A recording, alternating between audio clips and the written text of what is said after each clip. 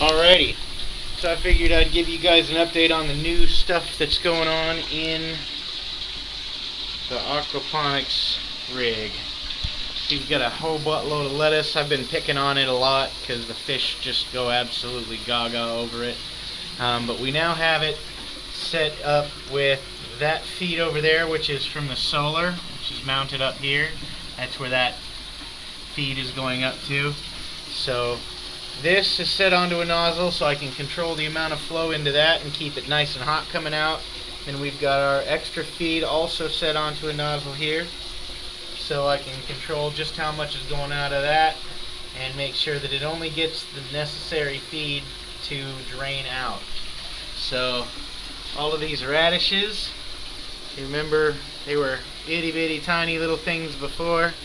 They are not quite so much. I've pulled 3 of them out of the ground already. They were delicious.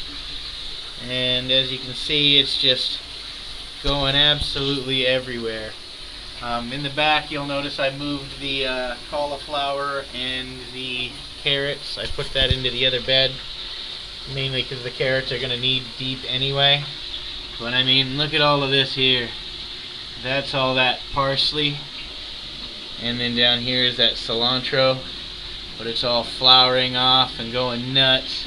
I've wrapped it around itself so many times that it's just going insane. I mean, those things would be tall as hell right now if they were in normal ground. Tomatoes. So, this one is ready to go, as you can see. Nice and good. We've got another bundle of 5 right here. Got some more that's going red down in there. Those 2 down there probably done. We got another big old green one. Here's one that's starting to go. A whole bunch more up in here that are getting ready to probably go red. Down in there we've got a whole bunch. Down in here some more green ones. Another red one. In other words, the tomatoes are doing really friggin' well. I've picked, I don't know, probably about a dozen of them off already and done fried green tomatoes. Best tomatoes ever. Oh my god. My dad picked one of these red ones yesterday and had it with dinner. He said the same thing. It's the best tomato he's ever tasted. There's all the carrots. I went ahead and kind of got them their own little bit of group. That way they've got plenty of room to do their thing. A couple more carrots right over there. Same thing with the chive, garlic chive. That's all new sprout from garlic chive. This is all the old stuff that I transferred over. Cauliflower is right here with the onions. We've got one of the little broccolis in there, and then here's the rest of the broccolis down in here. Don't know if they're going to bolt or not because it does get pretty warm in here already. When we got stormy days like it was yesterday, not really so much. Second set of seeds from the round leaf lettuce. This one I'm getting ready to see some sprouts on the long leaf lettuce, which there's another one right there. And then quite a few of these sprouts, just the ones here in the peat moss, are that long leaf with the sides on it, the prickly looking leaves. But all of these are just normal seeds that fell off while I was harvesting them. I didn't put them into the ground on purpose or anything like that. They just fell off, and they're doing their thing again already. I've clipped the flowers on all the other lettuce so they'll stay lettuce longer. I can still have a few in my salads if I want, and then it'll last longer for the fish because, as you can see, starting to get kind of low on the lettuce. They've been eating it up. They've been eating out the tops of these radish leaves as well. The Rob bolted. It went pretty insane. I'm just going to go ahead and let it do its thing, seed off, repopulate, and then I'll feed all of this to the fish because they seem to really like that as well. Pretty much everything is looking good since we've got it all in there, and it's looking really nice. There's another set of broccoli right over there. We'll see if it'll do anything. But concurrently I run this maybe once a day is all, and I leave it so it's got a little bit of water left in there. I don't know if you can see down in it right or not. Let me see if I can get a good angle. But see, there's still a little bit of water down in there. That's why it stays kind of wet, but it keeps the tops of the roots nice and aerated and exposed to oxygen, so everything just grows really, really strong and really rapid. And it's looking really good, if I do say so myself. We got some really big fish in here now. Let me see if maybe I can get them to come to the surface. And we'll see here.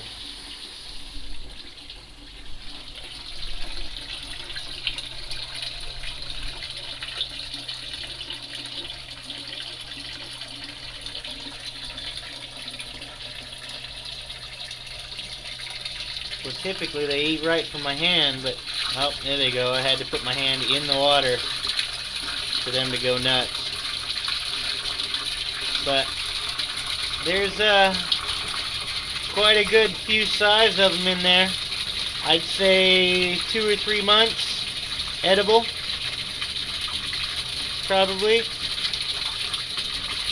for at least 3 of them in here.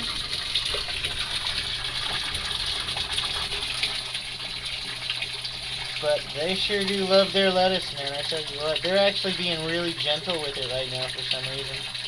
I guess they're camera shy. Because, I mean, it doesn't even matter if I'm holding it right in my hand. They'll come right up and they'll pluck it right out of my fingers. They'll suck on my fingers and everything, too, if I've been holding the lettuce for a minute. It's pretty awesome. I kind of like it. But, oh, yeah, there you go. See? Here's a big one. Kinda, sorta, anyway. There are bigger in the tank, but they kinda try and avoid a lot of stuff usually, but yep. Let me get this back on, because that's not good on the pump. Oh yeah, the aeration. So the pump brings it right up and around into here and then back down. And that's where the main flow goes, and that way it'll keep plenty of pressure to go up through the solar heater and right back down into this can. And as you can see right now, it is 70 degrees, 0.8 in the tank, with that other heater running, by the way. The actual heating element for like a water heater. It's down in a little metal black mesh trash can. But there's the solar heater. I don't know if you can see, but there's a bunch of cans in there spray painted black, and then the hose is wrapped all the way up around it, so it goes through all of that. It's encased in the plastic, and then the inlet right there, and then the outlet right here, straight down into the can. And the temperature difference, I don't know if you guys can see it. I can. It's 75.4 in there, so there's a 5-degree difference, and I'd say everything is working really well. Oh, that goji berry, I dug that up. I'm sure you probably saw. Let me see if I can get it nice and close here for you. 3 days after being in here, it started to spit off little green leaflets. And now, the little green leaflets are frigging everywhere. I mean, just every absolute where. So I went ahead and I took a couple of clippings, since it's the perfect time for them to start spitting off new growth with the clippings. And some of these clippings are just going absolutely berserk with greenery, as you can see. So these are all going to root really well. I've got them with a rooting hormone, and then I'm going to keep the soil nice and, the rocks nice and moist for them, the media, and there you go. You have been updated. Everything's looking really good. And this is almost No, I think it is February. Today's February 1st. So in February, all throughout winter, I've been planting these and just letting them do their thing. We are not even in the right growing season for any of these things. And because they are in aquaponics and in a greenhouse in a controlled environment, which is simple. I mean, it's plexiglass and wood, for Christ's sakes. That's all it needs.